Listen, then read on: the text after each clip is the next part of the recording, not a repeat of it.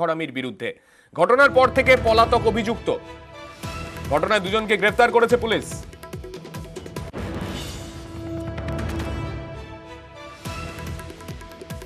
আমাদের সঙ্গে রয়েছেন আমাদের প্রতিনিধি অনুপ বিশ্বাস। অনুপের কাছে যাব। অনুপ, বাসন্তীর এই ঘটনায় এখনো পর্যন্ত পুলিশের প্রাথমিক তদন্তে কি কি উঠে এলো? ইতিমধ্যে বাসন্তী থানার পুলিশ কিন্তু তদন্ত শুরু করেছে। কারণ এই যে ঘটনাটি ঘটেছে সেই ঘটনায় পুলিশ কিন্তু প্রথমে পুলিশের কাছে খবর ছিল না। এরপরে যখন বাসন্তী থানায় স্বপন ঘোরামির পরিবার যায় এবং সেখানে গিয়ে যখন চিকিৎসকদের জানতে পারে যে এই ঘটনায় সেই স্বপন ঘোরামির মৃত্যু ঘটেছে, এরপরে কিন্তু পরিবারের লোকজন কিন্তু বাসন্তী থানায় অভিযোগ দায়ের করেন। ঘটনা হচ্ছে জমি নিয়ে, একটা জলা জমি নিয়ে তার খুঁড়তুতো ভাইয়ের সঙ্গে, তিনি স্থানীয় এক তৃণমূল নেতা তার সঙ্গে বিবাদ চলছিল দীর্ঘদিন ধরেই। সেই ঘটনায় কিন্তু তাকে মারধর করা হয়েছে, এমনকি লাঠি দিয়েও মারধর করা হয়েছে এবং সেই ঘটনায় তিনি গুরুতর আহত হলে তাকে বাসন্তী গ্রামীণ হাসপাতালে নিয়ে যাওয়া হয়। সেখানে কিন্তু চিকিৎসকরা মৃত বলে ঘোষণা করে। এই ঘটনার এলাকায় যথেষ্ট উত্তেজনা ছড়িয়ে পড়ে। তবে এই স্বপন ঘোরামির মৃত্যুর খবর পেতেই কিন্তু বাসন্তীতে রাজনীতির রং পারদ হচ্ছে ঊর্ধ্বমুখী। কারণ এই ঘটনায় বিজেপি অভিযোগের আঙুল তুলছে তৃণমূলের এইসব ঘটনা ঘটাচ্ছে এবং তার দৃষ্টান্তমূলক ব্যবস্থা করতে হবে। পুলিশ প্রশাসন কিন্তু যথেষ্ট তৎপর।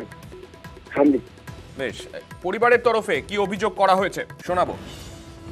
আমার নিজের শ্বশুরের ছেলে, ওরা পাটি করে কি হয়েছে তা আমরা তো আর দেখিনি। আমাকে বলেছে জলে ডুবে মরেছে, জল নিয়ে পুকুরি কোথায় কিছু নেই, উনি জলে ডুবে কোথায় মরবে।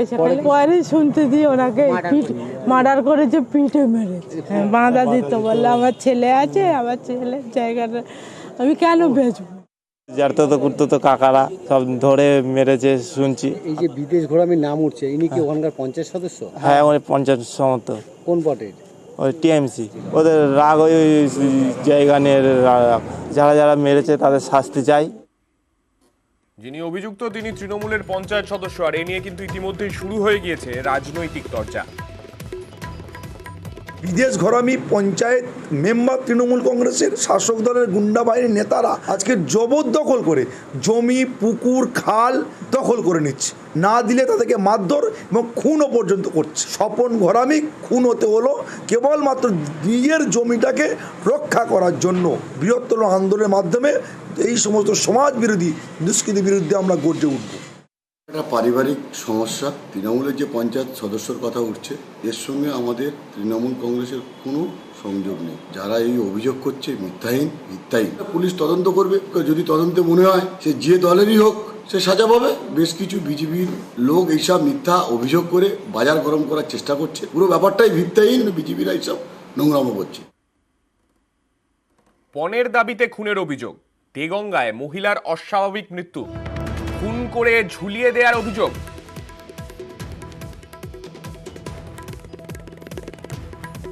আমাদের সঙ্গে রয়েছেন আমাদের প্রতিনিধি জিয়াউল। জিয়াউলের থেকে বিস্তারিত জানতে চাইবো। জিয়াউল, কাদের বিরুদ্ধে উঠছে এই অভিযোগ? দেখো, স্বামী, শ্বশুর, শাশুড়ি এবং ননদের দিকে অভিযোগের তীর। অর্থাৎ বছর 3 আগে দেগঙ্গায় উত্তর বরণী এলাকায় বছর 23-এর গৃহবধূ তার বিয়ে হয়, অর্থাৎ বিপাশা সুলতানা। কিন্তু বিয়ের পর থেকে বারংবার তাকে পণের দাবি করা হচ্ছিল এবং যৌতুক নেওয়া হয়েছিল। কিন্তু পরবর্তীকালে প্রতি মাসেই তাকে এই টাকার দাবি করা হচ্ছিল, পণের দাবি করা হচ্ছিল। কিন্তু এই যে মহিলা, অর্থাৎ যে গৃহবধূ যিনি মারা গেছেন, তার বাবা অতি গরিব বলে বারবার তিনি দিতে পারছিলেন না এবং গত 2 দিন আগেও 15,000 টাকা দাবি করে, কিন্তু দিতে না পারায় তাকে মেরে ঝুলিয়ে দেওয়ার হয়েছে, এমনটাই অভিযোগ তুলে তার পরিবার। এবং তারপরে এই মহিলার মহিলার কিন্তু একেবারে মৃতদেহ তার বাড়িতে গিয়ে দেখা যায় যে বাড়িতে ফোন করা হয় যে মৃতদেহ পড়ে রয়েছে। তারপরে গিয়ে দেখা যায় যে শ্বশুর, শাশুড়ি, ননদ তারা কিন্তু কেউ বাড়িতে নেই, অর্থাৎ মৃতদেহ ফেলে রেখে তারা পালিয়ে যায়। এবং দেগঙ্গা থানা ইতিমধ্যে অভিযোগ দায়ের হয়েছে। ইতিমধ্যেই দেগঙ্গা থানা পুলিশ ঘটনা তদন্ত শুরু করেছে। সান্নি, বেশ, মেয়ের মেয়েরে ওরম টাইমে দিয়ে সব জিনিস দিয়েছি। আমার যেত না, এরম মেজাক দেখাতো, মেয়ে ইয়ে করতো। তাকে মেরে দেওয়া হয়েছে, বাড়ির চাপা দিয়ে অত্যাচার করতো বাড়ির থেকে। আমি টাকা পয়সা চেয়ে মারধর করে করেছে, কি মেরে দিয়েছে। উত্তর 24 পরগনার বরানগরে একই পরিবারের 3 জনের দেহ উদ্ধার। দাদু, বাবা এবং নাতির। রবিবার সকালে তালা ভেঙে পুলিশ 3 জনের দেহ উদ্ধার করে। 3 দেহ উদ্ধারে এলাকায় জোর শোরগোল।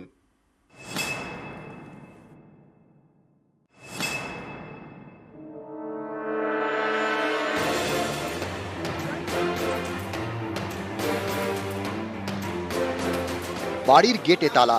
রবিবার সকালে ওই বাড়ি থেকে উদ্ধার হয়েছে একই পরিবারের 3 জনের দেহ।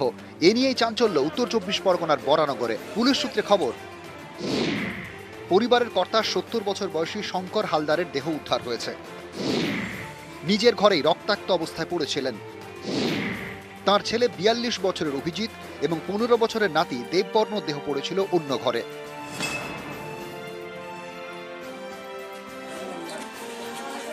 স্থানীয়দের দাবি, বৃহস্পতিবার তাদের শেষবার দেখা গিয়েছিল। রবিবার সকালে পচা গন্ধ বেরোতেই পুলিশে খবর দেওয়া হয়। পুলিশ গিয়ে দুটো গেটে তালা ভেঙে 3 জনের দেহ উদ্ধার করে।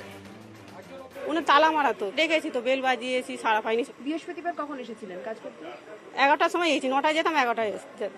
আচ্ছা, তারপর মানে সেদিনকেই লাস্ট দেখা হয়েছিল? হ্যাঁ, আর দেখা শুক্রবার থেকে এদেরকে আর দেখা না না না না। শঙ্কর হালদার বরানগর পুরসভার প্রাক্তন কর্মী। তার ছেলে অভিজিতের হার্ডওয়্যারের দোকান আছে। দেববর্ণ ক্লাস 10-এর ছাত্র। আত্মীয়দের দাবি, বছর দেড়েক আগে অভিজিতের স্ত্রী ছেড়ে চলে যান। তারপর থেকে তিনি মানসিক অবসাদে ভুগছিলেন। ছেলে দেববর্ণ কার কাছে থাকবে তা নিয়েও টানাপোড়েন ছিল। শেষ কবে কথা হয়?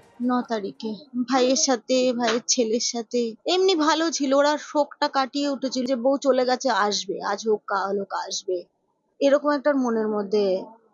আর ছেলেটা খুলি বলতো আমার মাকে এনে দাও। প্রাথমিক তদন্তের পর পুলিশের সন্দেহ, বাবা এবং ছেলেকে খুন করে আত্মহত্যা করেন অভিজিৎ। মে বি कोई एक लोग अन्य 2 লোকের মার্ডার করে নিজের সুসাইড করে নিচ্ছে। This is possible. আর কাটিং ইনজুরি আছে, কোনো ভারী জিনিস জেনারেলি হ্যান্ড এন্ড নেক। 2 লোক বারান্দায় আছে, যে বুড়ো লোক আছে ও নিজের রুমের মধ্যে। যদিও পুলিশের দাবি মানতে নারাজ মৃতের আত্মীয়রা। সুইসাইড করলে কখনো এরকমভাবে ক্ষতবিক্ষত অবস্থায় কেউ পড়ে থাকবে না। 3 জনেরই দেহ ক্ষতবিক্ষত অবস্থায় পড়েছে। আমি ভেতরে ঢুকে দেখেছি, আইডেন্টিফাই করেছি। সামনের ঘরে হচ্ছে বর্ণ এবং তার বাবা পড়ে রয়েছেন এবং মাটিতে, এবং যিনি পিসেমশাই হন তিনি ভেতরে পিসেমশাই তার নিজের ঘরে, তিনি মাটিতে পড়ে রয়েছেন। 3 পুরুষের দেহ উদ্ধার ঘিরে দানা বেঁধেছে রহস্য। বাড়ির স্লাইডিং ডোর ও কোলাপসেবল গেটে তালা ভেঙে ভেতরে ঢোকে পুলিশ। পুলিশ সূত্রে খবর, বাইরে থেকে কারো ঢোকা কিংবা বেরোনোর প্রমাণ নেই।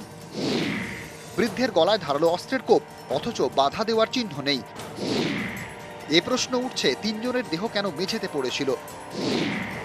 বাবা ও ছেলেকে খুন করে আত্মঘাতী হলে কি অভিজিতের দেহে গভীর ক্ষত বা আঘাত থাকা সম্ভব? হালদার বাড়ির সামনে সিসি ক্যামেরা, কিন্তু ডিভিআর বক্স পাওয়া যাচ্ছে না, অর্থাৎ সিসি ক্যামেরার ফুটেজ মিলবে না। এ নিয়েও রহস্য, মানসিক অবসাদ থেকেই খুন করে আত্মহত্যা, নাকি বাইরের কেউ বাড়িতে ঢুকে খুন করেছে? এইসব প্রশ্নের উত্তর খুঁজছে পুলিশ। রবিবার বিকেলে ঘটনাস্থলে যান ফিঙ্গারপ্রিন্ট বিশেষজ্ঞরা। নিউজ 18 বাংলা। খবর এখন নিবেদন করছে